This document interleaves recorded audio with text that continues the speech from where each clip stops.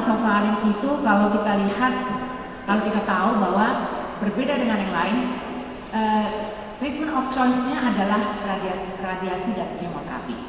Tapi jangan lupa, walaupun dia radioterapi dan kemoterapi, masih ada sekitar 20, ada yang bilang 20%, ada yang bilang 40% untuk terjadinya recurrency atau metastasis jauh. Dan disinilah perannya salvage treatment ini.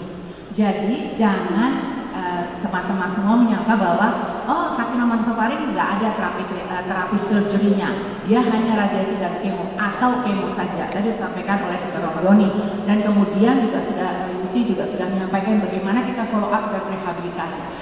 Oke, saya sedikit mengulas bahwa tadi ya udah Dr. Mayang 0,6, kemudian tapi kalau kita lihat memang karsinoma nasofaring itu karsinoma yang endemis, kemudian dia sangat tergantung dengan geografis, dia sangat tergantung dengan genetik, dia juga sangat banyak dipengaruhi oleh risk factor. Terutama saat yang paling banyak adalah EBV ya, Epstein-Barr virus. 95% pasien kanker nasofaring itu adalah terimbas oleh EBV. EBV-nya itu sekarang udah berubah. Kalau misalnya tipe 1 yang keratinizing, yang tipe 2 undifferentiated, yang 3 adalah basaloid. Jadi bukan lagi yang misalnya dulu WHO yang dulu adalah yang keratinizing, itu yang jarang, itu banyak di non endemis. Kemudian yang non keratinizing, ya, kemudian yang non keratinizing dan undifferentiated. Kalau sekarang udah basaloid yang ketiga. Dan memang kebanyakan EBV. Jadi, tapi jangan salah, tadi Maya sudah sampaikan bahwa kalaupun kita memakai atau menggunakan yang namanya serologi EBV itu positif, apakah kita akan serta-merta mengatakan kepada pasien, ibu, bapak sakit karsinoma nasofaring? Kalau enggak, dia diredek langsung pingsan. Enggak, karena kalaupun dia positif, karena sangat dipengaruhi oleh imunitas. Saya pernah melakukan penelitian pada waktu PhD saya, dan semua tuh pada waktu saya PhD pada ketakutan, karena ya semua PPDS, ya pegawai, ya teman-teman, semua tuh pada saya swab hidungnya, saya ambil darahnya. Ya kenapa? Saya mau periksa EBV-nya. Ternyata kalau kita bandingkan EBV serologi PPDS saya di Jakarta dan dibandingkan serologi PPDS di Yogyakarta, ternyata PPDS Jakarta itu tinggi-tinggi. Apakah dari semua PPDS-nya ada yang sakit kanker nasofaring? Alhamdulillah, dari mulai saya penelitian 2004 sampai sekarang nggak ada. Ya, jadi sangat dipengaruhi oleh imunitas. Terus profesor saya bilang gini, Lin, mungkin di Jakarta pada stres atau kalian guru-gurunya pada galak, jadi pada tinggi-tinggi serologisnya. Jadi jangan serta-merta. Kalau kita memeriksa sekarang sudah Prof. mengatakan bahwa EBV sudah dimasukkan di dalam protokol untuk mengevaluasi screening dan kemudian recurrency, follow up. Tapi jangan serta-merta kalau dia tinggi langsung mengatakan. Harus dikombinasi dengan clinical dan kemudian endoskopi, kemudian dengan imaging. Baik, ini saya baru satu halaman udah ngalor ngidul ya. Oke, dua bokan saya akan ngomong. Nah ini yang penting pada IMRT itu ternyata dengan 5 years overall survival rate-nya itu mencapai 80% dan local control-nya itu mencapai 90%. Sekarang kan radioterapi udah canggih-canggih ya, tapi juga ini ya, saya bilang sampai 15% masih ada yang terjadi recurrences pada after radioterapi. Dan tentu treatmentnya untuk recurrence ini tidak ada protokol sama. Orang ini sama, tidak. Atau berdasarkan stadium, tidak. Kita harus tailoring. Jadi dalam arti bahwa kita harus berdasarkan pasien, ya, kondisi pasien, stadiumnya, kemudian apakah pasiennya eager. Nanti saya kasih tahu pasien saya ya. Baik. Nah, ini dia flowchart. Flowchartnya sebenarnya adalah saya ganti ya, buat saya nggak bingung, saya di sini aja. Jadi kalau kita ada kasus recurrent karsinoma nasofaring, kita periksa biopsinya positif atau enggak. Yes, saya bilang gitu. Terus kita lihat GINT, dia kemudian kita lihat perluasannya. Kalau misalnya recurrentnya lokal nasofaring, di lokal nasofaring sangat berhubungan dengan skull base karena dia dekat dengan dasar tengkorak. Kita lihat kemudian ya, ini adalah ICA, internal carotid artery involvement, ada atau enggak. Kemudian kalau ada, pakai balloon occlusion test. Kemudian kalau ada arterial positif atau negatif, arterial bypass atau arterial embolism. Kemudian kalau misalnya regional lymph node, kalau sesudah kemoradiasi jangan ragu untuk melakukan disseksi. Karena apa? Ternyata hasilnya lebih baik dibanding kalau kita memberikan re-radiasi. Jangan lupa bahwa memberikan re-radiasi itu akan memberikan hasil yang kurang baik pada jaringan dan kondisi pasien itu sendiri. Nah, kalau misalnya dia nasopharyngeal biopsi, kalau misalnya tidak bisa kita berikan radiasi untuk radiasi lagi atau nggak mungkin radiasi. Kalau kita nggak bisa operasi, radiasi tidak mungkin kita berikan, kita berikan medical oncology. Kita konsul dan mendapatkan kemoterapi dan kemudian kita lihat semuanya ya. Baik. Nah, ini adalah prognostic factor untuk kanker nasofaring yang recurrent, sangat bergantung dari patoklinikal karakteristiknya.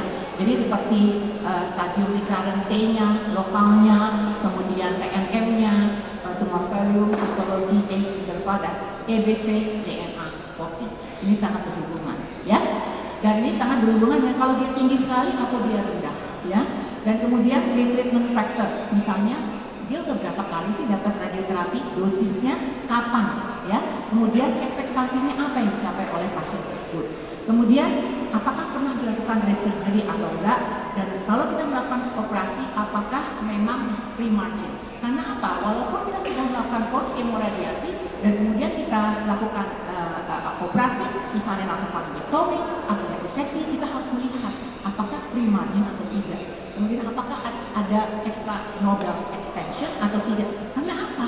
Tidak mungkin kalau kita sudah operasi itu kita bilang Pak nggak akan kambuh lagi, nggak mungkin. Kemungkinan adalah kita perlu memberikan radiasi, tidak akan mungkin kita berikan secara operasi. Kemungkinan kita bisa memberikan kemoterapi untuk apa? Untuk meningkatkan loco, regional, dan metastasis kontrol. Ya, baik. Ini adalah NPC post chemoradiasi. Kita lihat loco regional failure tadi angkanya BBT ya 15-18% dan regional recurrence-nya sekitar 16%. Prognostic factors-nya adalah berdasarkan lymph node, apakah positif lymph node count-nya. Kemudian yang terutama adalah kalau misalnya bisa dioperasi dan masih localized dan kemudian tidak mengimbas atau mengenai struktur-struktur penting seperti carotid artery atau vena, mungkin kita bisa angkat ya, seperti modified radical neck dissection. Kalau memang kita harus radical neck dissection, misalnya kita angkat namanya nervus accessorius atau misalnya mengorbankan vena jugularis interna, atau misalnya kita harus mengorbankan vena sternocleidomas spadius, mungkin kita akan korbankan. Tetapi sangat tergantung dari indikasi. Post RT changes, kita lihat tadi apa sih efeknya kemoradioterapi. Nanti ada ya, kita punya potongan pasca radioterapi. Nanti lihat tissue fibrosis, pasien-pasien yang diradiasi, apalagi yang global. Sekarang udah macam-macam. Ada IMRT, ada LINAC, ada misalnya apa ya, rapid art. Di sini ada apa? LINAC. Itu memang efek sampingnya kurang, tapi tetap pasiennya itu fibrosis, edema kayak tenggolok. Kemudian nanti pasien-pasien rata-rata mungkin 1, 2, 3 tahun oke makannya. Tetapi ada pasien yang 3 tahun, setelah 3 tahun dia nggak bisa makan. Sampai kemudian harus dipakein kalau misalnya dilebarkan itu dilatasi. Nah, gitu ya. Fibrosis, muscle atrophy, terutama yang di daerah leher. Ischemia of the skin. Sehingga kalau pasien seperti ini, kalau kita melakukan operasi, bisa dibayangkan kan, apalagi kalau sudah terjadi fibrosis, nempel sama si internal carotid artery ataupun struktur apapun atau nervus accessorius, udahlah, kemudian kita akan susah untuk mempreserve-nya. Yang pertama adalah kitanya sebagai surgeon juga deg-degan karena kemungkinan terjadi carotid blowout juga cukup tinggi. Baik, rapid post-op recovery, kita perlu ya memperhatikan ini. Kita bisa biasanya untuk pasien-pasien post-op changes CRT kita bisa menggunakan free flap ya, PN flap, regional neocutaneous flap. Kemudian kenapa? Supaya apa? Kita bisa mengganti jaringan yang fibrotik dengan jaringan yang sehat dan memberikan nutrisi yang baik kepada jaringan dan kemudian untuk penyembuhan juga lebih baik. Oke, ini adalah long term complication di radiasi. Kita lihat paling banyak adalah multiple cranial nerve palsy, ada disfagia, ada aspirasi, malnutrisi. Pasien-pasien itu biasanya saya selalu mengatakan, Pak, Bu, mungkin 1-10 kali radiasi, Bapak tenang aja, belum ada efeknya. Tapi begitu 10 kali, Bapak akan merasa bahwa kalau nelen makanan itu seperti nelen kulit durian, bukan nelen buah durian, ya. Terus kemudian Bapak akan mengalami A, B, C, D. Jadi begitu pasien mengalami, dia akan ingat dengan kata-kata saya. Benar juga Dr. Malina mengatakan. Jadi at least pasien sudah lebih siap dengan kondisi apa yang akan dialami pada waktu kemoradiasi. Ya, osteoradionecrosis ini yang kita takutkan. Kenapa? Paling sering tadi sudah Uci sampaikan bahwa kalau bisa gigi diperbaiki. Benar. Jangan salah, nanti teman-teman semua, apalagi yang di sini sudah ada radioterapi ya, Bunda, sudah ada radioterapi yang bagus. Jangan lupa untuk mengkonsulkan kepada dokter gigi. Karena apa? Gigi yang rusak, gigi yang mesti dicabut, silakan dibereskan sebelum diradiasi. Karena apa? Akan mudah terjadi osteoradionecrosis kalau misalnya terjadi during radioterapi ataupun pasca. Even pasien-pasien saya yang dilakukan perlindungan gigi, perawatan gigi pre-radiasi, kemudian juga dilapisi dengan fluoride, tetap sampai kemudian tanggal sendiri-sendiri. Ini yang kita takutkan, ya. Cervical subcutaneous fibrosis, severe hearing loss, itu juga sering karena adanya obat-obatan kemoterapi yang ototoksik yang mengganggu sel rambut luar dari telinga dalam, dan kemudian TLN, temporal lobe necrosis, dan carotid blowout. Itu yang tadi, ya. Jadi alternatif strategi adalah tentu kita tidak akan memberikan re-radiasi lagi dengan pertimbangan-pertimbangan ini, dan kita lakukan salvage surgery. Oke, ini adalah salah satu efek ya. Kalau kita lihat nih lehernya, ini lehernya ya, yang itu fibrotik ya, susah sekali kalau kita pegang, dia nempel, terfiksir, kulitnya ini terfiksir dengan jaringan bawah. Gimana kita mengiris coba? Ini adalah yang kalau kita buka ya, sternocleidomastoidnya, itu kita udah nggak bisa lihat lagi mana yang arteri, mana yang vena, gitu. Udah semua udah fibrosis ya. Ini juga akhirnya ya, kadang-kadang kita juga nggak bisa secara utuh. Kita biasanya ngambil level 4, 3, 2, 1 sekaligus. Kalau ini nggak mungkin satu part by part. Oke, ini yang terjadi. Nah, ini adalah salon namanya radioterapi. Karena bukan. Ini adalah fibrotik. Biasanya pasien ada fibrosis seperti ini ya, kaku. Dan ini adalah pasien-pasien radioterapi. Semua sama, gundul di belakang sama, rata. Itu karena efek dari radioterapi. Dan mereka selalu bilang, dok kok saya gundulnya rata lagi. Gak tahu Pak, itu dosanya radioterapi gitu ya. Tapi alhamdulillah kok dia ada lagi. Maksudnya dia tumbuh lagi dengan baik ya. Malah kadang-kadang pasien-pasien yang kemoterapi, walaupun dia rontok, tapi tumbuhnya lebih tebal dan kemudian malah lebih keriting gitu loh. Jadi ganti model kayaknya kalau dia setelah kemoterapi. Baik, nah ini adalah role of plasma EBV-DNA untuk recurrency. Jadi ada beberapa penelitian yang sekarang juga sudah diutarakan oleh Prof. Tati tadi, bahwa sekarang ini dipakai EBV serologi ini dan plasma ini untuk mengevaluasi nih ya, circulating Epstein-Barr DNA level, dia untuk mengevaluasi sebelum treatment dan kemudian selama treatment, dan untuk menilai apakah memang ada kekambuhan ya. Jadi biasanya di sini kita periksa dan itu sudah disahkan, dan memang kebetulan saya waktu itu masuk di dalam tim konklusi itu, bahwa mereka menanyakan, mereka mencari tahu pendapat kita, mungkin nggak sih EBV serologi itu dipakai untuk sebagai pengganti biopsi. Semua pada nggak suka, semua pada nggak menolak. No. Biopsi is still the one that should be done untuk menentukan diagnosis. Ya, oke.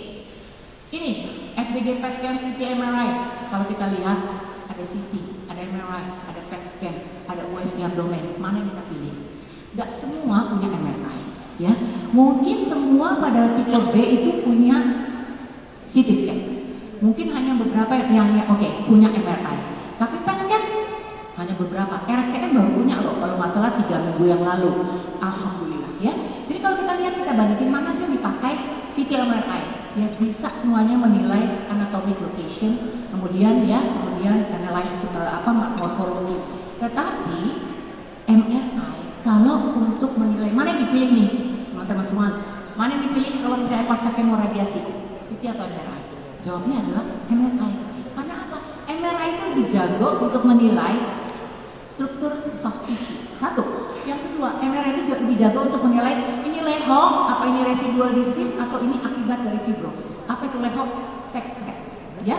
Kemudian yang ketiga adalah apa? MRI itu juga satu itu ya. Jadi bisa kita biasanya pakai MRI, tapi karena di MRI di RSCM itu nunggunya sampai 2 bulan, mohon maaf. Ya kita kadang-kadang makanya CT scan aja, ya. Tapi kembali lagi kemampuan kita untuk menilai based on clinical appearance, anamnesis yang baik, pemeriksaan yang baik, kemudian imaging yang baik, dan kemudian the thinking between your ears itu adalah the most important thing. Bagaimana dengan FDG? FDG PET scan itu sangat baik untuk menilai. Tadi Dr. Ambroni bilang kalau misalnya unknown primary cancer, kita mau ngapain? Memang mau osefagoskopi, mau biopsi, mau apa laryngoscopy? Enggak, kita bisa menggunakan FDG fluorodioxin PET scan karena apa? Dia bisa menilai berdasarkan fluorodioxin glukosa itu viable tumor yang kemungkinan bisa menjadi tumor primer. Itu satu. Yang kedua adalah dia jago juga untuk menilai mikrometastasis. Tapi dasar buatan manusia kembali lagi dia punya kelemahan. Dia tidak bisa menilai kalau misalnya infeksi, inflamasi, dia juga mengambil uptake. Saya pernah dapat di konsul oleh Prof. Tati, Lin, ini pasien pasca kemoradiasi, kayaknya masih ada sisa sphenoid. Baik, saya tidak mau menunggu lama, saya buka. Kita lakukan endoskopi, apa yang terjadi? Kita semua ambil ternyata apa? Sinusitis, sphenoid. Ya, jadi dievaluasi karena jangan sampai kita bilang, oh ini kambuh atau masih ada sisa, langsung kita kemo atau kita radiasi ulang. Ya, please evaluasi lagi untuk menilai apakah memang ini memang suatu residual disease atau recurrent disease. Karena recurrent disease itu berarti pasiennya pernah mengalami fase complete response. Ya, ditegaskan dengan apa? Ditegaskan dengan imaging, baik CT atau MRI. Karena suspek kekambuhan, kita sudah membuktikannya dengan biopsi. Apakah dia positif atau negatif? Dan kalau positif, lakukan terapi yang sesuai dengan apa yang ada di dalam Undang-Undang Dasar terapi kekambuhan. Baik, ada kasus ya. Ini saya ngambil dari beberapa referensi ya, dan kemudian ada beberapa peneliti yang dari mulai 2012 sampai 2021. Kemudian dia melakukan operasi pada RT1, maksudnya recurrent T1, T2, recurrent T3, T4. Ya, ternyata dari semuanya itu, apakah reradiasi atau surgery yang dipilih? Ternyata nih hasilnya. RT34 recurrent stadium T3 dan T4 mempunyai prognosis yang buruk pada semua modalitas. Mau operasi, mau surgery. Ya, operasinya mau open surgery atau endoscopic endonasal nasofaringectomy. Dan overall survival dan disease-free survival lebih baik ternyata pada surgery dibandingkan pada kasus-kasus yang pre-radiasi. Mungkin dengan alasan yang sudah sebutkan tadi. Baik, manajemen of residual recurrent lymph node. Kalau kita lihat tadi nasofaringectomy dan teknik diseksi adalah the first option. Makanya saya selalu sampaikan pada PPD saya. Kita ini surgeon, kita bukan medical oncology. Memang ada beberapa THT yang melakukan kemoterapi. That's fine. Karena memang bukan. Karena jujur, medical oncology di Indonesia hanya 176 orang. It means untuk 250 juta orang seluruh Indonesia. Dan kalau memang kita punya kemampuan, kita punya kompeten, THT punya, THT onkologi punya, dan kita disahkan oleh kolegium, silahkan memberikan, tetapi berikan sesuai dengan aturannya dan sesuai dengan keilmuan. Jangan salah. Dan sekali memberikan juga tahu bagaimana mengevaluasi kalau terjadi efek samping. Baik, when surgery is not possible, kita bisa berikan palliative chemotherapy atau re-irradiation should be considered. Mungkin nggak sih diberikan radiasi? Mungkin, Tapi please, jangan putuskan sendiri. Putuskan bersama multidisiplin team. Ini adalah the highest one yang bisa menentukan. Multidisiplin siapa? Kita THT, medical oncology, radiation oncology, radiology, kemudian paliatif dan lain sebagainya yang terlibat. Jadi ini harus dilibatkan. Jadi mungkin Ibu Direktur mungkin di sini kan onkologi, jadi perlu dibuat suatu multidisiplin tim. Kita di RSM kita punya rutin tiap minggu, tiap hari Rabu kita selalu mendiskusikan tentang pasien-pasien kita. Dan terapi apa yang terbaik itu adalah tim yang menentukan, bukan saya, bukan siapa saja. Ya, baik. Radiasi for persistent and or recurrent lymph node ini akan memberikan high risk untuk tissue necrosis dan fibrosis, dan insidensinya tinggi terjadinya extracapsular extension. Ya, jadi kalau salvage neck dissection ternyata itu mempunyai 5 years radial control sekitar cukup tinggi, di atas 50%. Baik, ini adalah manajemen untuk locoregional recurrence. Kalau kita lihat di sini adalah kembali di kepustakaan ini sudah dikatakan oleh recurrent NPC after chemoradiation, MTD, multidisciplinary, ya. Apakah locoregional control, apakah dia distal metastasis? Kita ngomongnya locoregional saja deh. Kalau misalnya locoregional cervical lymph node metastasis, operasi. Kemudian kalau nasopharyngeal mass berdasarkan stadiumnya, kita bisa re-radiation dengan berdasarkan pemilihan dan itu tim yang menentukan, atau kemoterapi, atau surgery nasopharyngectomy, atau kita bisa berikan clinical trial seperti imunoterapi. Ya, baik. Ini adalah William Way adalah orang yang memproklamirkan nasopharyngectomy dengan maxillary sling. William Way itu dari Hong Kong, ya. Saint Mary, tapi sekarang dia kayaknya udah istirahat deh. Nah, ini yang terjadi ya. Jadi neck skin have been radiated heavily, hindari 3 point junction. Jadi kita kadang-kadang suka insisi pada 3, 4. Kita nggak boleh lagi melakukan seperti itu karena apa? Untuk terjadinya nekrosis pada 3 tempat di situ itu sangat tinggi. Kemudian apa? Kalau 3 insisi itu di atas karotis itu akan sangat berbahaya karena bisa terjadi cedera pada arteri karotis. Ya. Kemudian kalau misalnya ada breakdown dari luka dan sebagainya atau vessel dan sebagainya, kita gunakan pectoralis major kita masukkan. Jadi pelajarilah bagaimana, berkompetenlah untuk melakukan tindakan-tindakan yang bisa menolong pasien-pasien kita. Pre-op magic, carotid artery encasement, invasi terhadap brachial plexus dan deep muscle. Karena apa? Kalau terjadi fibrotik dan kemudian menempel pada brachial plexus ini, apalagi pada nervus accessorius, pasien walaupun kita sudah berusaha untuk mempreserve, pasti akan terjadi kayaknya drop shoulder. Begitu kita, Pak, gini Pak, ini nggak bisa. Ya, kasihan kan, masih muda, kemudian dia cedera. Oke, baik. Komplikasinya, kalau neck dissection, kita lihat incision infection itu tadi ya. Kalau kita tidak misalnya secara bersih, kemudian hematoma bisa terjadi prochilous. Paling sering kalau terjadi chilous leak adalah kalau kita melakukan neck dissection pada level 2, 3, 4, terutama pada level 4, terutama kiri. Saya pernah dapat kasus saya melakukan operasi pada seorang pria 73 tahun. Saya pikir beliau adalah cukup gagah karena beliau itu hobinya naik motor gede, moge, ya, naik motor Harley Davidson. Kemudian saya pilih, Pak, ini mesti di total radiectomy. Fine, saya siap, gitu. Ibunya cantik banget, mantan model.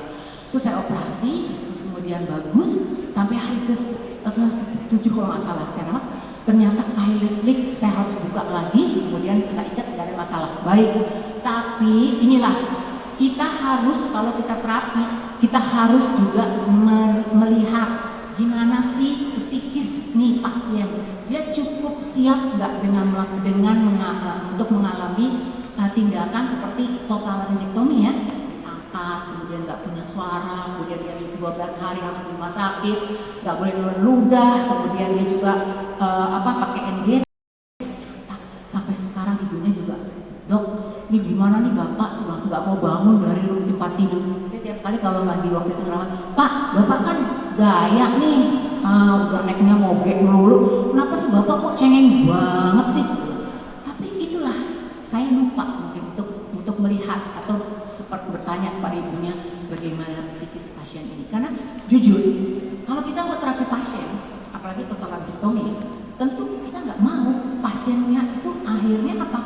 Dia tuh kualitas hidupnya tuh turun, nggak mau ketemu orang, cuma di tempat tidur, jalan aja nggak mau. Berarti saya sebagai dokter itu gagal untuk mengobati pasien. Mungkin saya berhasil untuk mengobati penyakitnya, tapi tidak untuk secara keseluruhan komprehensif pasiennya. Jadi mungkin ini menjadi ini ya, menjadi buat teman-teman semua, bahwa kalau kita menata laksana pasien itu tidak hanya penyakitnya, tetapi the whole package, keluarganya juga kita siapin, pasiennya pun kita siapin. Nah ini juga numbness in the neck and shoulder pain udah paling sering, kemudian decrease in shoulder, drop shoulder karena cedera pada relaksasi serius. Baik, ini adalah sedikit yang sama. Nah ini radiasi for recurrent nasopharyngeal carcinoma. Kalau kita lihat ya, ini semua sama nih, tapi nggak ada satupun tindakan yang tidak memberikan komplikasi. Seperti misalnya ya, IMRT, cranial nerve palsy, kemudian ini radiasi, tapi ternyata cukup banyak, hemorrhage lah, grade 3 lead toxicity. Jadi pikirkan kalau mau kita milih mau radiasi atau kita mau operasi, ya, dengan segala macam. Nasopharyngeectomy. Nasopharyngeectomy adalah kalau misalnya terjadi kekambuhan pada lokal nasofaring, kita harus melakukan, kita evaluasi dulu tentu berdasarkan MRI tadi ya, dengan segala macam imagingnya. Kalau memang masih terbatas dan tidak mengenai in case tadi pada karotid atau misalnya dura mater dan intrakranial, kita masih bisa melakukan nasopharyngeectomy dengan berbagai macam, bisa open approach, bisa minimal invasive approach. Open approach kita bisa dengan transpalatal, maxillary swing yang dipopulerkan oleh William Way, dan kemudian midfacial developing dari mulai gusing sampai tidak adanya insisi dari luar. Minimal invasive bisa endoscopic approach, bisa robotic assisted nasopharyngeectomy. Saya juga punya robotic assisted segala macam, namanya Resident. Jadi kalau saya juga punya, kalau IOM itu ya, kita kan intraoperatif monitoring, ini sedikit supaya kalian nggak ngantuk ya. Kalau misalnya kita lakukan parotidektomi, kita kan nggak mau ya pasiennya tuh parese. Pak PDS-nya suruh taruh tangan di sini, di bibir. Terus begitu saya rangsang itu nefasnya, gerak nggak? PPDS-nya gini. Berarti IOM-nya gerak. Berarti IOM-nya bagus. Karena PPDS bilang nggak gerak dok, berarti oke gitu ya. Jadi namanya Resident IOM. Oke, ini adalah satu contoh open nasopharyngeectomy ya. Ini yang dilakukan oleh maxillary swing, buka seperti maxillary swing, kemudian dibuka semua ya. Weber Ferguson, kemudian mencapai daerah nasofaring. Kemudian itu adalah ini dengan midfacial developing, dan kemudian yang sebelah kanan itu adalah transpalatal. Kita bisa mencapai yang paling pojok itu dengan kita bisa memotong palatum, kemudian kita bisa mendapatkan daerah nasofaring, dan ini adalah infratemporal approach ya. Infratemporal approach agak riskan karena apa? Kita harus membuka jalan di foramen di mana masuknya vena jugularis interna, nervus accessorius, nervus subcutaneous, dan kemudian itu yang kita harus sampai kita buka ya. Baik, ini comparison. Apa sih yang terbaik? Mau infratemporal fossa, mau transpalatal approach, transcervical palatal, maxillary swing, midfacial developing. It depends on you. Kenapa? Sangat tergantung dari bagaimana seorang surgeon itu paham dengan anatomis dan kemudian terbiasa dengan operasi tersebut. Kalau memang biasa dengan transpalatal approach, lakukan saja gitu. Jangan, saya mau coba infratemporal fossa approach, sementara tidak terlalu biasa. Karena masing-masing semuanya itu ada advantageous, ada disadvantageous, dan kemudian ada komplikasinya. Jadi silakan dibaca ya, kemudian ingat-ingat kembali bahwa yang saya sebutkan adalah apapun yang teman sejawat lakukan kepada pasien, lakukan sesuai kompetensi teman sejawat semua. Ya, outcome surgical ini adalah biasanya sangat tergantung. Ini baik ya, ini ada misalnya semua tuh endoscopic nasopharyngeectomy semua juga ada komplikasinya ya. Tapi overall survival bervariasi 55-84 tergantung dari staging dan margin sectionnya ya. Oke, surgery pada recurrent nasopharyngeal carcinoma, kembali lagi bahwa komplikasi sudah cukup banyak itu, walaupun dia pakai transpalatal, dia pakai endoscopic approach, atau dia perlu pakai maxillary swing, semua ada surgery ternyata bahwa antara radiasi dan operasi endoscopic nasopharyngectomy atau AMRT ternyata 5 years distant metastasis free survival atau beda, cuma beda 1%, gitu ya. Nah, kemudian tetapi ternyata dengan 2D conventional radioterapi sangat berbeda, ya. Jadi memang alat radioterapi sangat mempengaruhi hasil dari operasi radiasi dan komplikasi dari radiasi yang mungkin terjadi. Baik, ini adalah banyak sekali kasus yang dimana terjadinya recurrent atau residual disease atau recurrent pada retropharyngeal lymph node. Nah, ini agak sulit gitu ya, karena apa? Kita bisa melihat dengan misalnya FDG PET scan, dan kemudian kalau kita lihat bahwa di situ dekat sekali dengan internal carotid artery. Jadi memang kembali bahwa diseksi pada retropharyngeal lymph node ini juga bukannya tampak komplikasi atau side effect yang berbahaya, tapi kita lihat bahwa retropharyngeal lymph node ini merupakan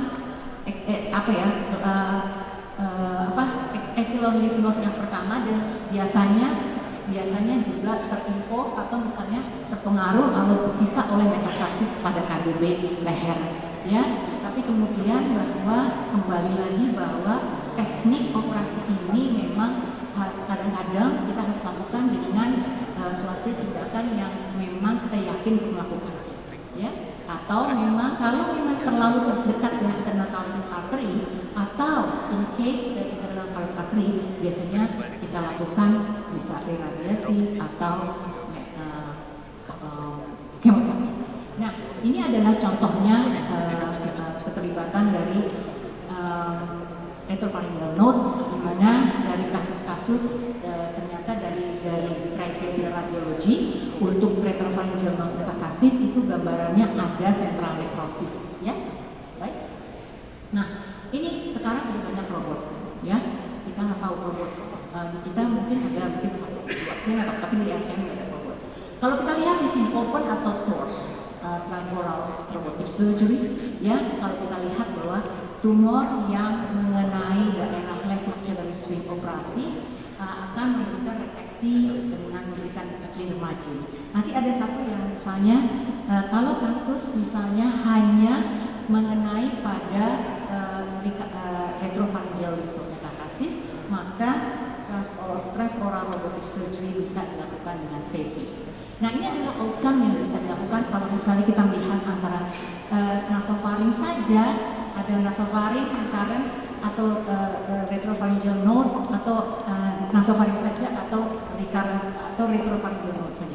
Ternyata yang lebih baik adalah overall fibrosis. Adalah kalau misalnya ternyata nasofaring dan retropharyngeal lymph node, ya. Baik, ini adalah salah satu studi juga di mana pada kasus-kasus di mana radiasi tidak memungkinkan untuk atau operasi baik open ataupun transoral robotik, maka still the first choice for the management of metastatic baik dengan kemoterapi. Ini, ya. Ini adalah selective neck dissection dan comprehensive neck dissection. Kalau kita lihat dari 294 pasien, ternyata dari penelitian Liu dan Sham berbeda. Level 2 itu mereka mengatakan 67%, level 2 Sham bilang 95%, tapi semua sama bahwa pada karsinoma nasofaring yang banyak terimbas atau terefek adalah yang terbanyak terlibat adalah level 2 dan 3, dan ada juga level 5 sebanyak 44%, dan yang lebih tinggi lagi level 5 81%. Makanya kalau misalnya ada neck dissection, ada yang kita melakukan selective neck dissection. Apa itu selective neck dissection? Misalnya kita melakukan pada level 1, 2, 3 atau 2, 3, 4, tetapi biasanya MRND kita melakukan pada level 1, 2, 3, 4, 5. Ya, kalau memang terbukti dia positif, biasanya kita melakukan dengan modified vertical neck dissections. Ya. Oke, manajemen ini hanya sedikit ya, bahwa post op radioterapi sebanyak 50 sampai 60 gray dengan 25 sampai 30 fraction. Kemudian adjuvant kemoterapi bisa diberikan, dan kemudian ini adalah biasanya berdasarkan kalau misalnya lymph node-nya yang terisolasi atau recurrence-nya ada kurang dari 3 pada positive level yang terlibat, maka kita mereka hanya bisa melakukan dengan selective neck dissections. Maksudnya level 2, 3, 4 atau level 1, 2, 3, 4 dengan supraomohyoid yang extended. Tapi kalau lymph node yang terlibat itu lebih dari 3, terus kemudian juga sudah mengenai daerah yang namanya interjugular vein, spinal accessory nerve, atau misalnya sternocleidomastoid, jangan ragu untuk melakukan modified vertical neck dissections. Oke, di sini adalah kalau kita melihat bahwa dari penelitian ini ternyata selective neck dissection tidak lebih inferior dibandingkan dengan comprehensive neck dissection. Dalam arti bahwa jangan teman-teman ragu untuk melakukan hanya misalnya minimalis kurang daripada komprehensif. Kalau dengan kita melihat bahwa tadi penelitian limb, shunt dan limbnya bahwa level 2 dan 3 itu lebih banyak kena atau level 5. Jadi ada independent poor prognostic factors adalah extracapsular spread, recurrent end stage-nya dan post-grade margin. Ya. Dan overall survival-nya sekitar 50,6%. Dan survival-nya lebih buruk pada yang positif lymph node-nya lebih dari 5 dan lymph node densitasnya adalah lebih dari 20%. Dan kemudian ini adalah kasus yang saya alami. Pasien ini adalah datang saya kemudian dia dengan bangga, pasien dari Bogor, "Dok, apa kabar Pak? Saya mau minta sertifikat." "Sertifikat apa?" "Sertifikat 5 tahun survival." Dia bilang gitu. Oh ya, baik. Karena kita tuh pakai patokan 55 tahun ya survival ya. Terus saya evaluasi nasoendoskopi ini, ternyata sayang sekali dia ada pertambahan pada nasofaringnya. Dan kemudian kita lakukan nasofaringectomy dan kemudian bukan. Ini adalah pasien karsinoma nasofaring T4, T2, M0 sudah dilakukan dengan induction chemo, cisplatin docetaxel, kemudian diberikan IMRT, kemudian radiosensitizer. Ternyata kemudian tidak kontrol dan kemudian dia kambuh, tapi kambuhnya sangat jarang loh ya. Kambuhnya di sphenoid ini sphenoid ini ya. Dan kemudian kita evaluasi ternyata dia mengenai daerah sphenoid ya. Kemudian lihat ini masanya ya. Bulanya kemudian di sphenoid juga nggak kelihatan nih, ini sphenoid ya. Dan kemudian kita lakukan sphenoidectomy dengan endoskopi. Ini adalah duranya, ini duranya juga sudah terbuka, terpapar, dan kemudian kita buka semua dan alhamdulillah tidak ada leakage. Dan kemudian setelah ini kita harus evaluasi whether kita melakukan dengan penambahan kemoterapi atau tidak. Tentu saya yakin saya akan memberikan kemoterapi adjuvan karena kemungkinan masih ada mikrometastasi daerah tersebut. Ya, dan ini adalah tadi yang saya bilang sudah 5 tahun follow up routinely, kemudian di follow up ternyata masih ada tumornya dan saya lakukan nasofaringectomy dan kemudian pasien itu bagus 3 bulan sudah nasofaringectomy, saya evaluasi dengan MRI, hasilnya bagus ya, ini nih hasilnya ya, bersih. MRI evaluation nasofaring clean, kemudian dia kontrol 3 bulan kemudian, 6 bulan kemudian, ternyata dia masih ada sisa gitu ya. Tapi kemudian dia belum berani untuk melakukan evaluasi biopsi ulang. Terus saya tanya, bisa nggak di kenapa sih Pak nggak mau datang, nggak mau di biopsi? Ini jawabnya dia, bisa nggak diputar? Terus dia bilang, "Dok tahu Pak, saya kan kaget Dok, saya kan lagi narik nafas. Menarik napas dulu, menenangkan diri saya." Jadi ini adalah benar-benar fotonya dia dan video dia yang saya ambil dengan izin dia bahwa ini adalah benar setelah 5 tahun kambuh lagi dan sampai saatnya akhirnya dia mau dibiopsi, tapi dia masih belum mau nih karena alhamdulillah recurrentnya itu cuma hanya di bagian lateral dari nasofaring kiri ya. Dan kemudian dan saya sudah tawarkan mau operasi lagi karena tidak terlibat kepada daerah parafaring atau kemo. "Aduh Dok, kemo lagi," dia bilang gitu. "Mungkin saya napas dulu ya Dok." Nah ini dia. Jadi pada keadaan tersebut kita tidak bisa memaksa pasien, tapi berikan inform konsen yang baik dan benar. Kalaupun pasiennya tidak mau, belum siap, kita kasih clue. "Baik Pak, kita evaluasi ya, 3 bulan kita MRI. Bagus, kita 6 bulan kita MRI." Ya, baik. Ini adalah kurang lebih. Nah ini adalah, ini juga salah satu ya, bagus. Ini adalah pasien anak muda, tinggi, baik, ganteng. Terus kemudian dia adalah ada nasofaring, kemudian dia baik, kemudian dia sempat complete respon. Kalau nggak salah 1 tahun 2 tahun dia tiba-tiba muncul di KGB, ya.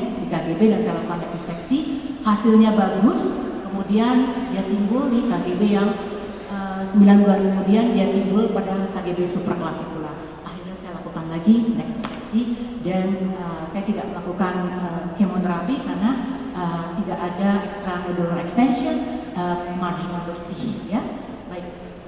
Nah, ini adalah yang tadi saya bilang, saya katakan pasien ini pasien asli nih. Saya sulit sekali untuk membebaskan jaringan level 2, 3, 4, 1 dan dari arteri karotis interna dan kemudian vena jugularis interna dan dari nervus accessoris.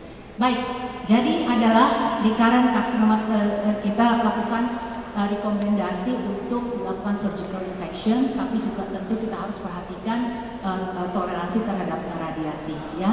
Pada resectable recurrent carcinoma nasofaring, overall survival 2 tahun dan 5 tahun biasanya sampai 100% dan kemudian 5 years sampai 88%, ya.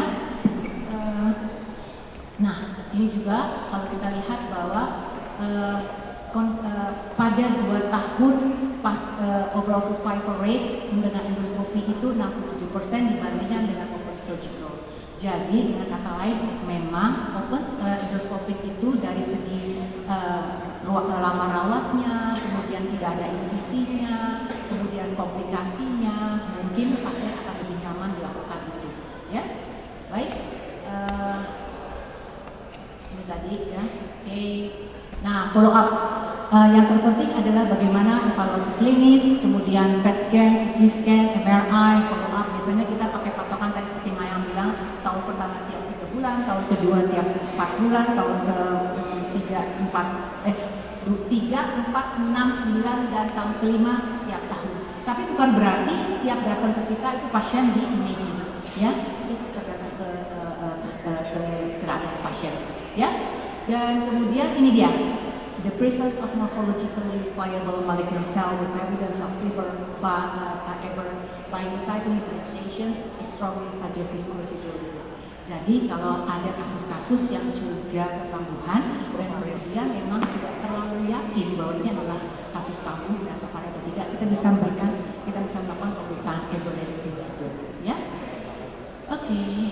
Saya rasa konklusinya adalah surgery is the treatment of choice for recurrent NPC and can avoid long-term toxicity. Saya sudah sampaikan dari pemilihan pendekatan operasi itu sangat tergantung dari individual dan sangat tergantung dari ekstensi dari tumor dan kemudian prognosis yang kurang baik adalah biasanya usia 50 tahun, stage RN3 lebih dari 6, ya. Kemudian radiasi perlu dipertimbangkan sebagai second line treatment untuk nasopharyngeal carcinoma.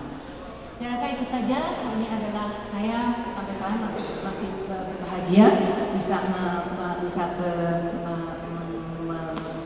belajar di AVL atau Van Leeuwen Group, dan buat saya life began at 40 di mana saya mulai belajar itu dan kemudian kita mendirikan pelatihan kode onkologi untuk ahli THT dan saya sangat bangga bahwa sekarang banyak ahli THT, konsultan onkologi yang tersebar di seluruh Indonesia dan akhirnya referral ke rumah sakit besar bisa kita perkecil. Wassalamualaikum warahmatullahi wabarakatuh.